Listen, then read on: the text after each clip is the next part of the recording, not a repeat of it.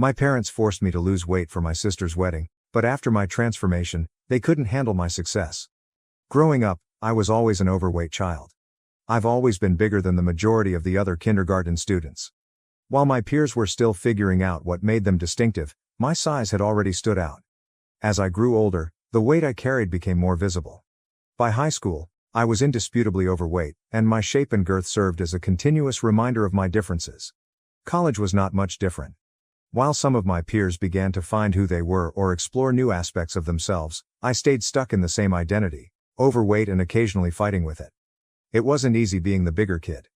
It exposed me to continual ridicule, mockery, and nasty comments from people who didn't know or cared to understand me. Growing up, I was bullied more than I care to recall. Classmates teased me mercilessly. Their insults ate away at me, creating profound doubts and self-doubt that felt impossible to overcome. They'd call me names, tell cruel jokes, and I'd frequently be the punchline. I was always singled out, as if I were somehow unworthy of affection or companionship. I was continually excluded from games, parties, and gatherings. It felt like I was always on the outside, watching everyone else go through the regular ups and downs of childhood and adolescence from a distance I couldn't reach. These years of bullying influenced how I perceived myself and responded to the world. I felt out of place with others, so I sought sanctuary in books. I lost myself in literature and stories that helped me escape my daily troubles. Books did not judge me. They did not ridicule me. I became known as the nerd, and I didn't like it all that much. Bonnie, my younger sister, was very different from me. She was only a year younger than me and possessed an effortless charisma that drew others to her. Bonnie thrived in social situations, whereas I was shy and reserved. She had a fascinating personality. She could go into a room and instantly have everyone smiling, laughing, and absolutely fascinated by her. Bonnie didn't just make friends easily, she seemed to have an intrinsic ability to persuade people to support her, almost as if she were the sun around which everyone gravitated. Regardless of our differences, I adored her. I took my job as her older sister seriously, feeling fiercely protective whenever she needed it. When she began attending the same high school as mine, I was overjoyed. Initially, being Bonnie's older sister made me feel proud, as if I had a particular place in her life. However, as she grew older, things began to alter. As Bonnie settled into high school and began to create her own personality, I saw a difference in how she perceived me. She began to see how different we were, and how differently we were treated. Whereas I was the bookish, quiet kind, she was vivacious and popular, someone who rapidly established herself among the cool circle. I observed as she became aware of my eccentricities and insecurities, which had previously made me appear uncool. Bonnie began to distance herself from me as she found new pals. She would then try to actively ignore or avoid me in school. That hurt. It genuinely pained me that my own sibling saw me as inferior. Nonetheless, I did my best to accept her decision and give her the distance she appeared to require, even though it hurt to think I was losing not only my sister but also a friend. But, gradually, Bonnie stopped ignoring me and began to associate with others who made me feel like an outcast. Bonnie and her pals would take advantage of any opportunity to humiliate me whenever we met in the corridors or at lunch. They'd taunt me in front of other students or worse, try to trip me as I passed with my lunch tray, just to make everyone laugh. It felt like I was losing her, not to new people, but to the same taunting and abusive conduct I'd been subjected to for so long. I was always on guard, attempting to avoid not just my peers' criticism but also the humiliation inflicted by my own sister. It hurt a lot, especially because it came from someone I had always admired and looked up to. When Bonnie invited her friends over, they would all gang up on me at home. They would rush into my room without knocking, then laugh and gesture to my body. They'd fling insults like geek and fatty at me like they were nothing. I felt like a zoo animal, as if I were their source of entertainment. When they entered my personal space in my room, I felt small and alone, as if I were an alien in my own home.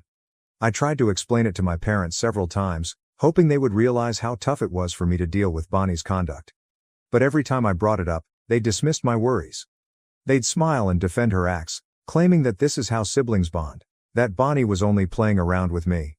They told me it was harmless, even suggesting that I loosen up and stop taking everyone's taunts so seriously. They told me that I was older and should be more patient and resilient. So, not only did I face years of bullying from my peers, including my own sister, but my concerns were repeatedly rejected by my parents. It made me feel isolated, as if no one in my own family realized or understood how deeply it hurt. The only time I ever felt properly noticed by our parents was when I received my grades. Academics had always come effortlessly to me, and I became accustomed to receiving high grades. In a way, it was the one area where I felt superior to everyone else. It was also the one way I could make my parents proud, the one part of my life that they appeared to actually care about. My parents enjoyed bragging about my accomplishments to friends and relatives, portraying me as the family scholar, as if my grades were evidence of their parenting prowess. But Bonnie detested the analogies. She was not an academic overachiever, nor did she want to be, but our parents' repeated reminders of my accomplishments made her resentful. They put my grades up as an example, meaning that she needed to do the same. I could always tell she was frustrated and angry, which is probably why she did what she did to me. Bonnie would occasionally attempt to destroy my hard work in order to get back at me. She would sneak into my room in the middle of the night and grab my homework, often just before a major task was due. I'd wake up the next morning to find my perfectly completed work stolen. Panic would set in, and I'd feverishly hunt through my books, papers and files, becoming increasingly anxious with each passing minute. And there she'd be, smirking, watching me from the doorway, relishing every moment of my anxiety. To her, it was a minor victory, a way to bring me down a peg and remind me that I wasn't invincible. She understood how important my grades were to me, how much of my self-worth I had invested in them, and she enjoyed disturbing that aspect of my life. I only found out about her stealing my assignments years later, when she drunkenly admitted one evening. My relationship with Bonnie has softened over time, but we are still far from close. You could say we've matured a little, and some of the animosity from our youth has dissipated. However, the strong closeness that siblings often enjoy did not fully emerge between us. After graduation, I moved out and started a new life in a new city, with an interesting job and new chances, which meant I didn't see my family as much. As time passed, our communications became limited to occasional phone calls or texts. So, last year, when I scheduled a summer visit home, I was truly excited to see everyone. It had been a long time since we'd all gotten together as a family, and I was excited to catch up and reconnect. However, not everything went as planned. Our family lunch began well enough. Everyone appeared delighted to see me, and for a moment, it felt like old times. That changed, however, when Bonnie unexpectedly revealed her engagement. None of us saw it coming, and we initially assumed she was joking. However, it was instantly apparent that she was serious. She proudly put out her hand, displaying a gorgeous ring, and I couldn't help but remark how exquisite it was. I was genuinely happy for her, delighted that she had finally met someone she loved and who loved her back. Almost as soon as the congratulations subsided, Bonnie turned to me and inquired about my recent activities. I told her about my profession, my life, and how rewarding things had been for me. Before I could finish, she cut me off. "I can't help but say this," she started, smirking. "But why are you still fat? If your life is truly amazing, shouldn't you have shed weight by now?" Her remarks hit me like a slap, reawakening old insecurities that I thought I had overcome. The room became uncomfortably silent, and I could feel everyone's gaze on me, waiting to see how I would respond. I merely shrugged and tried to laugh awkwardly at her comment. But my parents immediately joined in to criticize me. They began discussing how I was still obese and unmarried, and how they were concerned I would never have children. I felt so mortified hearing them talk like that. My accomplishments, the work I was proud of, the life I had made for myself in another city, didn't seem to matter in their eyes. They were just concerned with my weight and the fact that I did not have my own family. As my parents and sister continued to talk about me, their comments wound deeper than I imagined. I had spent years eventually discovering myself, gaining confidence and freedom. But in those moments, I felt like the same nervous, awkward teenager I had always been, anxious for my family's acceptance and approval. My parents then applauded Bonnie for getting engaged before me and expressed their pride in her. To them, I was the inferior child, successful, but not quite enough.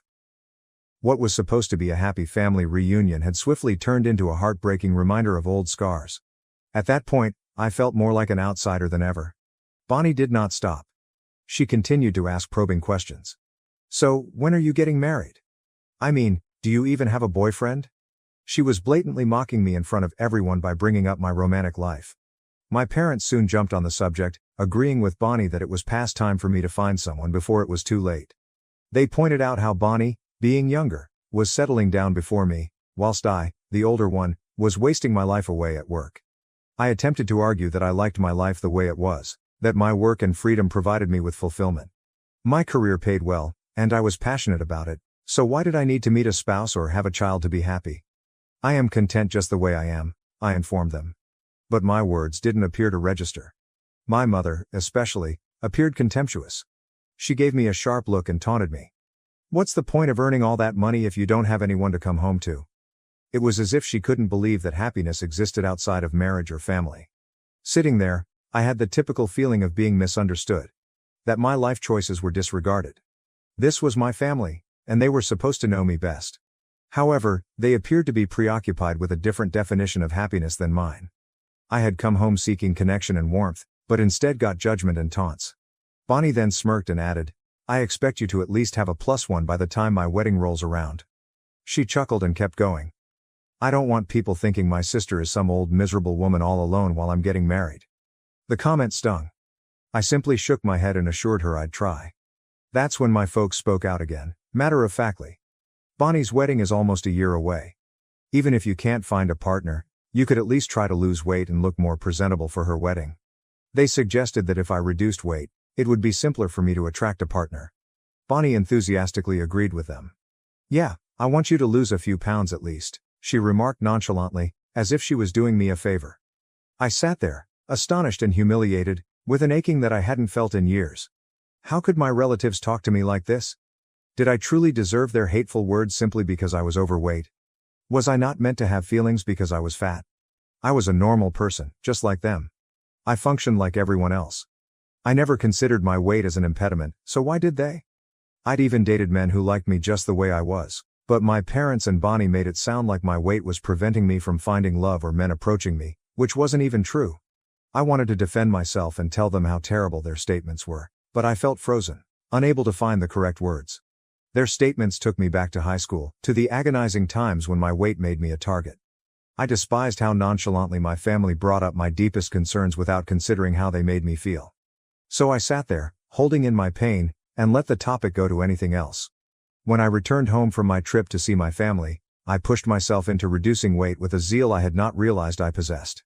It began as a way to prove something to my family, but it gradually grew very personal. I joined a gym, followed a rigorous diet, and even hired a personal trainer. My trainer has been a lifesaver. After going through her own change from overweight to healthy weight, she knew just how to assist me through a path tailored particularly for me. She created a routine specific to my goals and encouraged me every step of the way, reminding me to give myself grace when I stumbled. This time, everything seemed to click. I started losing weight steadily, and as the pounds came off, I felt lighter. Not just physically, but also mentally. For the first time in my life, I began to feel and appear different. My confidence increased quickly. I used to assume that decreasing weight wouldn't have much of an influence, but it has. People see me differently today. Strangers are nicer and more attentive. Friends and colleagues see me with fresh respect. I can't deny that this seems like a validation I've never gotten before. It's as if I've suddenly become more noticeable than I was before. My new body brought a new sense of style. I overhauled my entire wardrobe, filling it with items I had only fantasized about wearing. I even opted for a full hair makeover, attempting a daring and trendy style that I would have been too afraid to try in the past. Perhaps it seems expensive, but I've never felt so good. I look in the mirror now and don't recognize the person staring back. It's like meeting a version of myself that I never knew existed. I'm proud of how far I've come, not just because I lost weight, but also because I gained confidence and self-assurance. With Bonnie's wedding just 2 weeks away, my family has invited me to fly down and join them for lunch next week to finalize the plans for her special day. But I don't feel like returning home. I don't want my family to ridicule me again or make me feel tiny, especially now that I'm finally feeling good about myself for the first time in a long time. I don't want to go to Bonnie's wedding anymore because of how she and my parents have treated me, but I know if I don't go, they'll be furious and give me a long lecture about how family is family and how, no matter how heartbroken I am, I must be present for Bonnie's big day. So, AITA, what happens if I do not attend my sister's wedding? Update 1. Wow, I'm overwhelmed by everyone's response. Some of your proposals are truly humorous. I can't believe you're encouraging me to show up and mess with my sister now that I've lost so much weight. Growing up as a fat kid had a negative impact on my self-esteem, particularly in terms of how I perceived myself. I struggled with self-doubt for a long time, always believing that I wasn't good enough or didn't measure up to others. But reading all of your responses has been a game changer. It's as if you've helped me see myself in a completely new light, and I'm finally starting to feel more confident than I ever have. In fact, I'm seriously considering turning up to my family's lunch and shocking them. They haven't seen me in a long time, and since I don't use social media, they have no idea how much weight I've dropped. It will be interesting to witness their reactions. Update 2. Okay, Reddit, you're not prepared for this upgrade. Grab some popcorn because things are about to get exciting. I decided to fly down to join my family for lunch. As I previously stated, I believed that when they saw me, they would be proud of the transformation I had undergone. After all, they were the ones who pushed me into it in the first place. Surely, they'd be overjoyed to see the positive improvements in me and finally recognize the effort I'd put in. When I walked into my parents' house, their jaws absolutely dropped. They looked at me, stunned. As if they couldn't believe I was the same person. After a time, they stammered, wondering if it was actually me. I gave them a big hug, thrilled with their reaction. They continually complimented my appearance, saying how beautiful I looked and how they couldn't believe it was me. However, when Bonnie came, the situation changed. She didn't notice me at first, disregarding me as if I were invisible, as she had done so many times before. But when I rose up to greet her, she did a double take, her eyes widening with surprise. She gave an odd, almost forced laugh before reaching over and pushing her fingers on my stomach, wide-eyed, as if she wanted proof that I had truly dropped all of that weight. My parents laughed at her reaction and explained that they too couldn't believe it at first. As we settled in for lunch, the subject turned to my makeover. Bonnie and my parents bombarded me with questions about how I had done it, marveling at how different I appeared.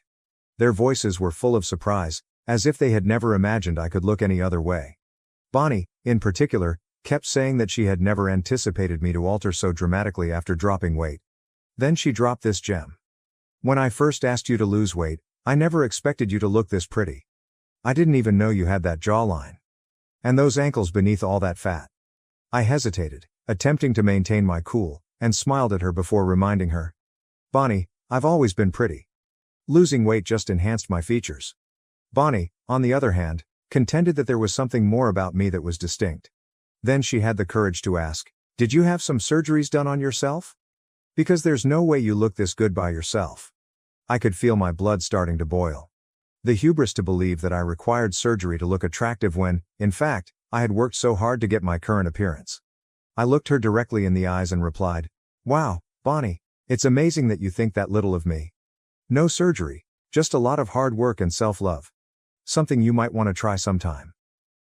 Bonnie's expression changed from surprise to displeasure, but I didn't care. It felt amazing to finally say something and put her in her place. Before she could react, my parents jumped in, attempting to smooth things over in their own way. You shouldn't be offended, my mother replied. The three of us have just never seen you look this way before. Honestly, you look even more beautiful now than Bonnie does. And she's the one getting married. Bonnie appeared much angrier following Mom's remark. I simply ignored her and concentrated on my food, allowing my sister to seethe in her rage. Then my mother joined in. You know, I was thinking. Maybe you should go back to your original hair color. I think you'd look even better with your natural shade. This blonde look makes you stand out too much. Maybe you should just go back to your old look. Bonnie and my father quickly agreed with her. My dad concurred with my mom and said, Bonnie has always been the blonde daughter of the family, and you were the brunette. So, it would be a good idea for you to go back to your original hair color. It might make you look more like yourself. Hearing their statements, I was taken aback. I suddenly felt like the three of them were ganging up on me, attempting to bring me down. My hairstylist had suggested that I change my hair color to blonde because it better matched my skin tone and complexion. It had nothing to do with attempting to outperform or overshadow my sister. I could see why Bonnie was jealous of me. I looked nice now, but I couldn't figure out why my folks were so unhappy with me. It was as if they wanted to transform me back into who I was, despite the fact that they had wanted me to be more acceptable for their darling daughter's forthcoming wedding in the first place. But now that I did, they couldn't accept who I had become. Instead of recognizing my progress, they sought to undermine me. I finally questioned my parents. What's your problem? Why can't I be blonde too? Does my sister own that color or something? I paused, annoyed. No, she doesn't. I can be blonde or brunette. It's my choice. Why does it even matter to you so much? I couldn't understand why they were so obsessed on my returning to my former self, as if my appearance had to match who I was. Before, my mother scoffed at me and claimed that I was purposefully attempting to undermine Bonnie's wedding by making an effort to stand out with my appearance. Bonnie joined in, stating, with your weight loss, you're already going to stand out, so do you really need to take my hair color too? My father, as usual, agreed with them, telling me that I was being difficult for no reason and that, as Bonnie's sister, I should be more tolerant. I couldn't believe what I heard. It was not about stealing anything, It was about having the ability to do whatever made me happy. But instead of supporting it, they were all concerned about how it would make Bonnie uncomfortable. "You know what? I'm done with this," I murmured, the words almost burning as they from my lips. "The three of you are so caught up in your own negativity that you can't even accept that I've changed. The truth is, I've always been amazing just the way I am, but none of you ever saw it. Now, even after I've lost weight, it's still not good enough for you. No matter what I do, it's never enough." I took time to process what I had just said. They only gazed at me, and it didn't matter. I was done with holding back. "Since you all have so much to say about me, I think it's time I gave you some unsolicited advice, just like you love to give me." I turned to my mother first, feeling the words surge inside me like a deluge. "Mom, I really hate how loose the skin is around your eyes and your lips. They droop on one side when you laugh. I can't help but notice all your crooked teeth, and honestly, it's just disgusting to me." I just gave her a second to react before turning to my father. "Dad," I said with a stern voice, "you're bald. You really have no right to say anything about anyone's hair or their hair color. How are you going to criticize someone's looks when you can't even keep a full head of hair?" I noticed his face stiffening, but I wasn't finished yet. Finally, I resorted to Bonnie. "And you, don't ever talk down to me again. Between the two of us, I've always been the better looking sibling. But now, with all the weight I've lost, you look even fatter than me. Just look at those chubby arms of yours." Bonnie's face flushed with shame and she appeared to be about to burst into tears. I then hoisted my glass, downed my drink in one go, and walked out with a smirk, leaving everyone stunned and astonished. I had spoken everything I needed to say. I couldn't believe those words had come out of my mouth, but I didn't regret them one bit. They deserved to be humiliated after years of being criticized. After lunch, I flew directly back home. I did not want to stay behind and attend Bonnie's wedding. Since then, my phone has been overloaded with voicemails and texts from my parents and Bonnie.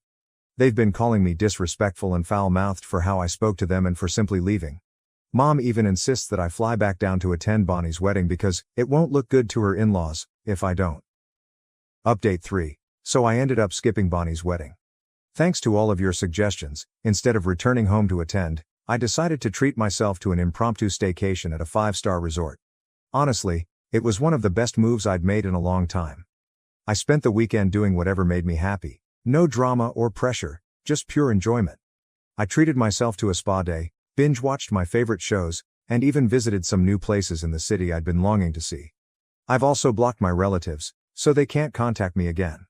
I'm weary of being bullied by them and want to avoid all of the poison and drama. Right now, my primary focus is on self-care. Thank you for watching. If you haven't subscribed yet, please do so and hit the notification bell to stay updated with more shocking real-life stories happening around you.